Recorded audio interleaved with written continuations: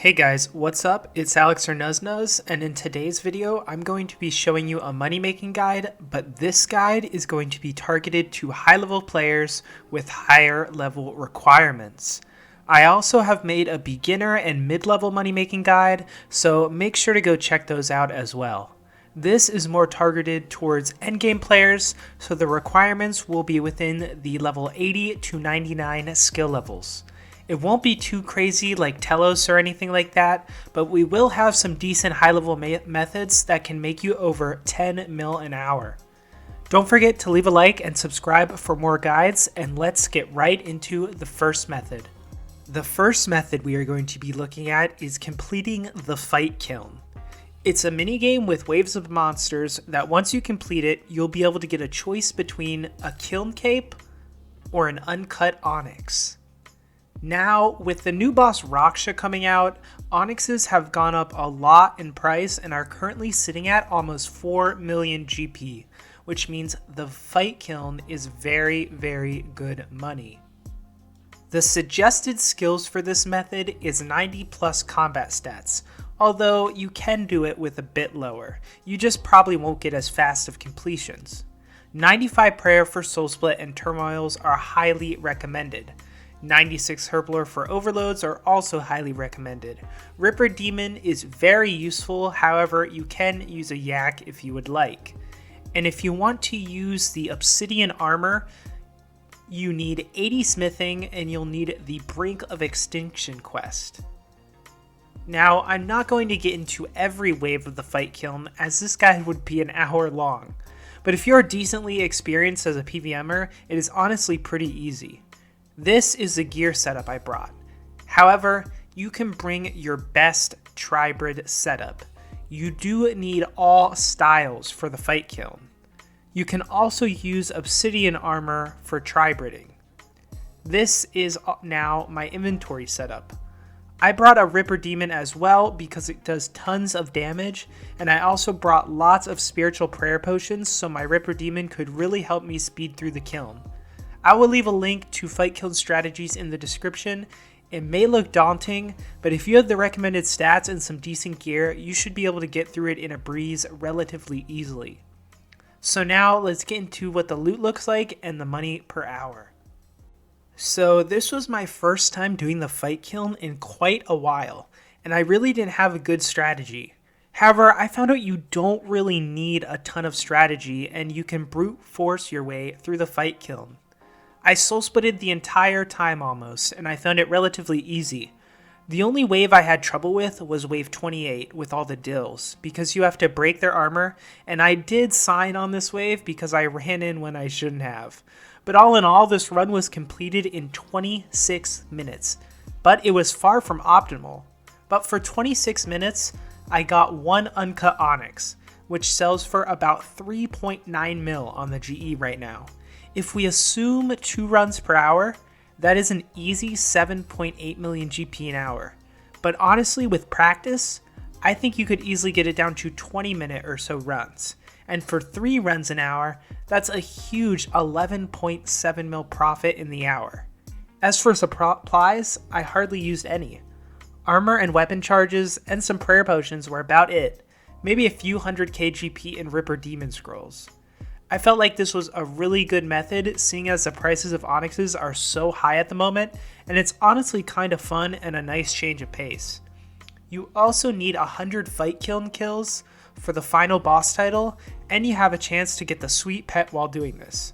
So good luck on your Fight Kiln attempts, and I'll link a strategy guide in the description. The next method we are going to get into is one of my favorites.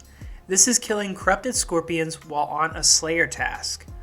I also showcased the GP per hour without being on a Slayer task, so don't worry, you'll be pretty surprised at that as well. The only requirements you'll need for this is level 88 Slayer, and I would say probably 80 plus combat stats. Overloads and Soul Split are also a plus. You also need completion of Ichurlin's Little Helper to access the corrupted scorpions. The gear I used was just my best mage setup I had, as these scorpions are quite weak to the Inquisitor's staff. However, I have seen tons of people killing these with melee as well, and use things like Elder Rune Two-Edged Swords, Scythes, etc. So whatever the best gear you have for either magic or melee will work just fine. Something else I will mention that makes this method much better is Vital Spark drop enhancers and Softening Slayer dungeon drop enhancers. These can be bought for Dungeoneering tokens from the Dungeoneering reward shop, and when Vital Sparks are dropped, they will be doubled, and the Softening drop enhancer increases the rate for Keys to the Crossing to drop for you. These are definitely worth it as a way to convert your Dungeoneering tokens to extra GP.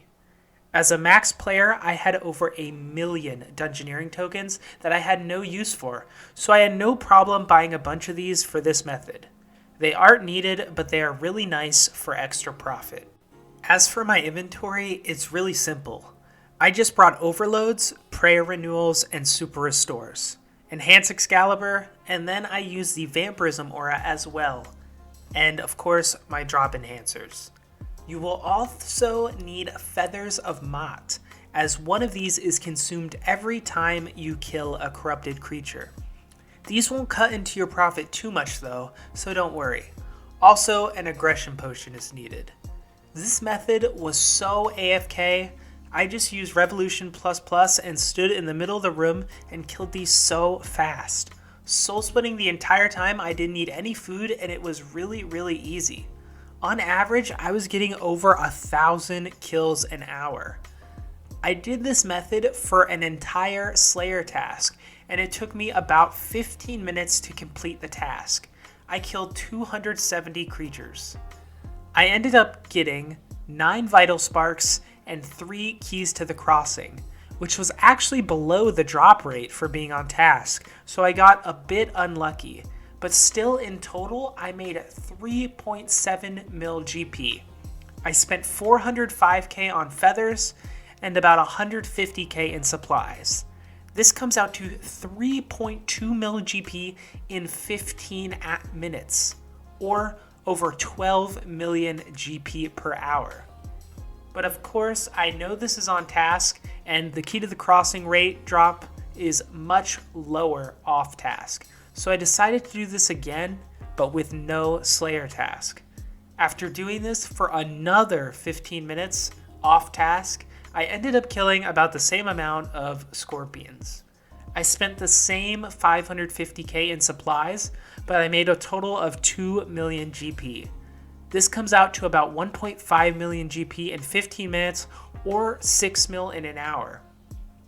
Which, keep in mind, this means you can stay here basically forever, AFKing with no Slayer task. You could sit here all day and kill these and make over 6 mil an hour.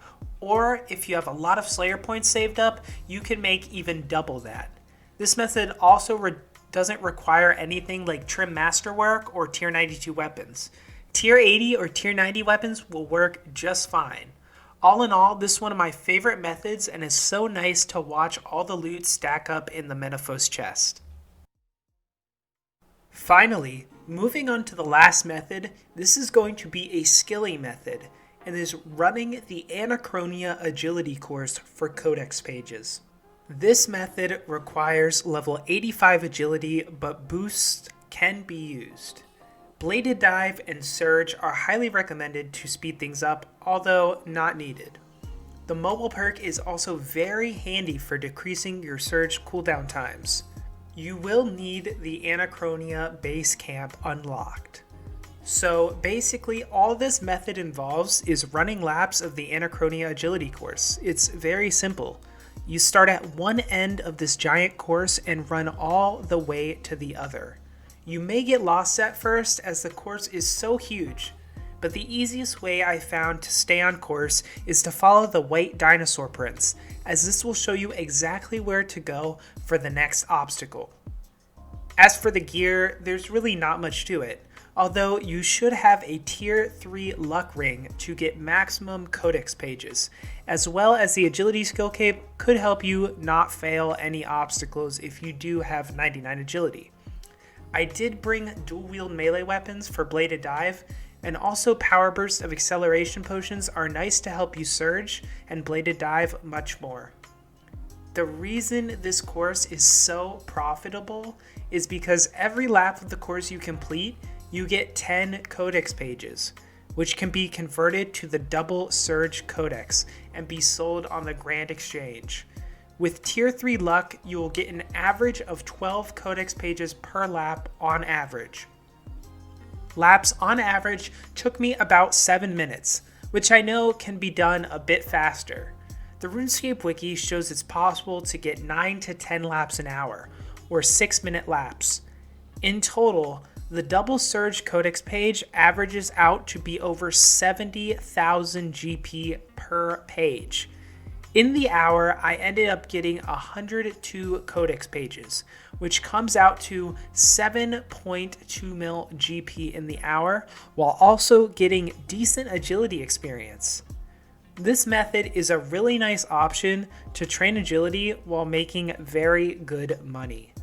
Alright guys, I hope you enjoyed this high-level money-making guide. If you did, please leave a like and consider subscribing as we are so close to 4,000 subscribers.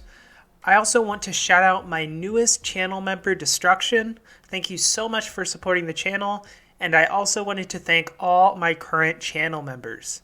If you'd like to support my channel, you can join my channel memberships and get cool perks like me adding you on Discord, going to PVM together, PVM lessons and tips, member-exclusive content, and much, much more, while also supporting me and my channel. To join or look at the list of perks and tiers, click the join button below the video, on my channel, in the description, or there will be a box that pops up on screen now as well. Thank you so much for the support, guys, and thank you guys so much for watching, and I'll see you in the next video.